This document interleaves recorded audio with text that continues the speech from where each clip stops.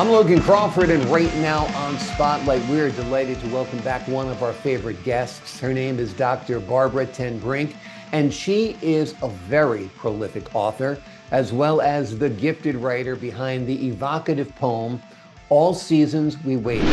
Hamilton Farms of Terry County, established 1902. It is a vivid exploration of a century-long journey of a cotton farm and the myriad of challenges faced by the farming community. We're delighted to have this very talented author join us once again here on Spotlight. We thank the team at Mainspring Books for helping us put her in the spotlight today, and we ask viewers like you to support writers like her by subscribing to our channel and by purchasing this wonderful book. Barbara, so good to see you back here today on Spotlight. I am so happy to be here. You know what I love about technology and distance, what is this, communications, that we can be anywhere. We can be anywhere, Logan, and you and I can visit about my books. Exactly. It gives you a lot of freedom to travel wherever you want in the country and still stay connected, which is wonderful. This poem is amazing. You know, I've not that familiar with epic poems. I love yours. I've read Beowulf and Canterbury Tales. What made you decide to do this in poem form, an epic poem?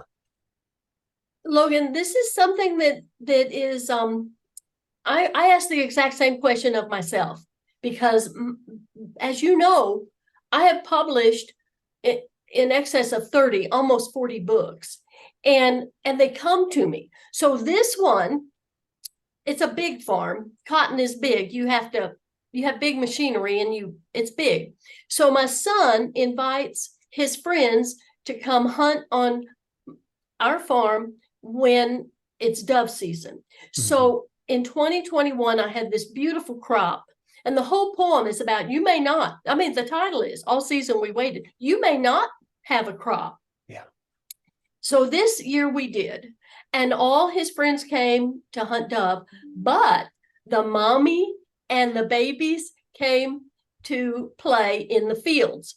So I sat on an ice chest watching babies play among first you have to know it's hibiscus. So we're talking beautiful plants. Yeah. Miles of hibiscus.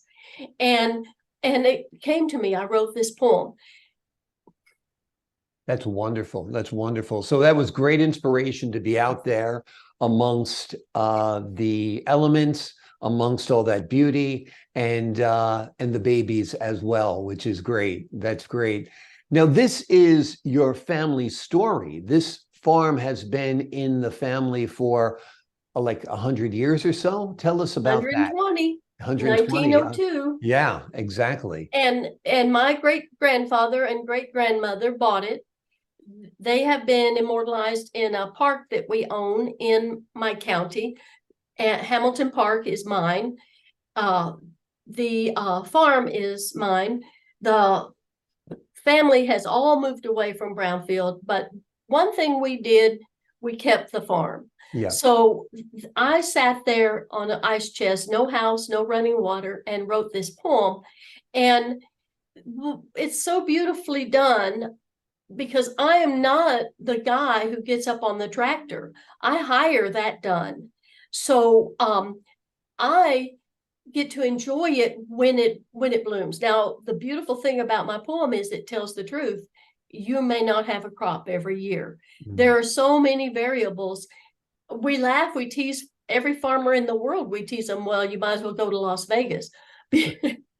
Because it's a gamble. It's a huge gamble. Yeah. Yeah. You put all this heart and soul. Now, a lot of people worry about the expense of putting in a crop. Yes, you put in a crop, but Logan, it's also my heart. Mm. So I love every plant that germinates. And if the sun beats down, the hail comes down, a flood comes, and I lose all those seedlings, it's more than just, oh, there goes my profit. No, that was a life and a beautiful plant to boot. Yes, it's going to show a profit when we harvest the cotton. But in the meantime, you have this beautiful garden. And I write about this in poetry form. It just came so beautifully to me. That's wonderful. And for you nowadays, you run the farm and it's part of your life. But for your family back in 1902, 1912, 1922, it was their whole life. It Right. was devastating if weather came in hard and took out the crops or you didn't have a Right. crop that year, right? And the Meteorological Society has been tracking weather since the early 1800s. And so we know exactly when my family suffered the Mm, droughts of the 1950s, the drought of 2011. I mean, there is no amount of irrigation. And yes, I have irrigation. I talk about it in the book. We have irrigation, yeah. but there's no amount of irrigation you can put on a huge farm if you get no rain. So there's so many variables, and all of it you just wait. You just wait and you Yeah. just hope that maybe this year. And of course, when the crop comes in 2021, when I wrote this book, we had a beautiful crop and it was abundant and my cup runneth over. Oh my gosh, it was so fabulous.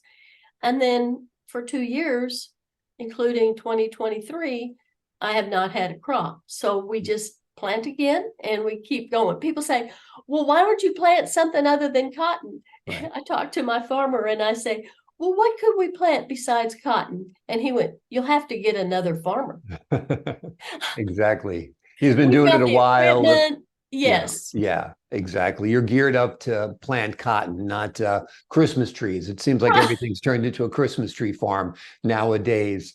You know a lot about the cotton plant. You describe the life cycle of a cotton plant from the blossoming stage all the way through harvest. Why do you think people need to know these intricate details? Is it to get a full feel, a full flavor of what life is like on that farm? I will tell you, darling, every one of us relies on farming and farmers. Every Yes. one of us.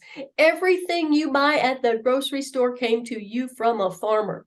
So we're not just talking the clothes on your back. That's cotton. Hmm. And then people choose to buy polyester. That's plastic. Right. We're talking about every farmer runs this huge risk and provides for the entire, let's just keep it, the entire United States. Yeah. And and so I cannot abide food waste. Oh my gosh, that Yeah. farmer works so hard to get that, whatever it is, Yeah. milk to you in the grocery store. And then, you know, well, cotton is the same way. Uh, we plant our cotton. There's so many variables, Logan. The length of the fiber, the size of the bowl, the condition of the machinery going through the field. I mean, can you imagine that farmer has to keep these $1 million machines up and running? It's unbelievable to me. And it's pretty cute too, because my farmer farms with his dog in the cockpit of these giant tractors. And there's a picture in my book showing Gus making sure those rows are straight. Now, those rows are going to be straight because that's GPS. Do you know that? That's GPS. That's not even the farmer. Unbelievable. Air Yeah. conditioning, yes, but they do it all season long. And Yeah. then you just hope. You just hope for Exactly. Exactly. It's beautiful. I'm blessed to live part of the year amongst a lot of farms and watching the farmers out there working the fields, whether it's gathering hay or in a pumpkin patch or whatever the case might be. It really is God's work. Like you said, they're feeding the animals that feed us. They're feeding the animals that serve us. In some cases, feeding us food directly, as you said. And it really does give you a great perspective on life, don't you think? yes. This is exactly. It's like we take so much for granted. Yeah. You ask somebody, because you and I've talked about my water, the elixir. Hmm. You ask somebody, where does your water come from? The faucet. You ask somebody, where did that cotton come from for those sheets? Yeah. The store. So learning the and now of course we have the word supply chain.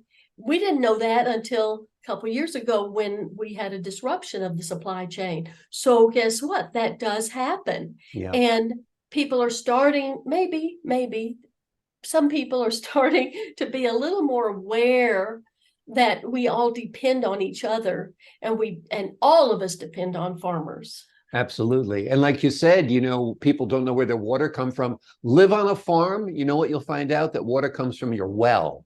And you have Yes, to keep an eye on how much rain you're getting and how much water you're yes, using. And I also love the connection there. You've got the one book, Water, the Elixir of Life, and the other book, All Season We Waited. And there's definitely a connection. You can't have one without the other. So that's great too. Are you working on anything new? I know you're always working. You're the busiest woman in showbiz. So tell us a little bit about what you're working on next. Well, Logan, thank you for asking. You know that I love my biographies. Mm-hmm. So this is number 7 on the Silk Road with Marco Polo. When Yep. I retired from teaching, I started writing biographies of the very scientists whose theories I taught. And now I'm on number 8.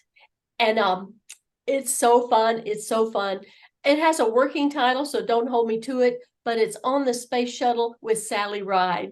Wow, that's great. Exciting, exciting. Space is Exciting. something that I think we've ignored too long.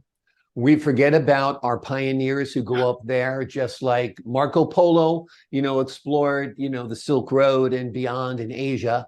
But to go into outer space, to break these surly bonds of Earth, as President Reagan said, Yes. it's quite amazing. It's quite amazing. So that story, I'm thrilled to talk to you about once it's done, because I think it's going to be exciting and so important for all people to know, but especially young women who might aspire to be an astronaut one day. Baby, when we talk about the glass ceiling, Sally Ride broke the really tall Yeah, she broke the glass. atmospheric glass ceilings. That's for sure. That's for sure. Wonderful. Well, congratulations on this newest book, All Season We Waited, Hamilton Farms of Terry County, established in 1902. And it is a vivid exploration of a century-long journey of a cotton farm, one that has been in Barbara's family for a century now and counting. It's an epic poem for sure. It's an epic story. It'll help you get reconnected with nature, which I think in large part is the point of it. Barbara, thank you so much for joining us here today on Spotlight. Logan, I love being interviewed by you. You always read my books. You know what you're talking about. Now we have a history, so you even bring up my previous books that we've interviewed about. So thank you so much. Absolutely, absolutely. Well, you bring a joy and light to this show, that's for sure, with your effervescent personality and your wonderful work. So thank you so much for joining us. And to the folks at home, I'm Logan Crawford, thanking you for your time this time. Until next time on Spotlight.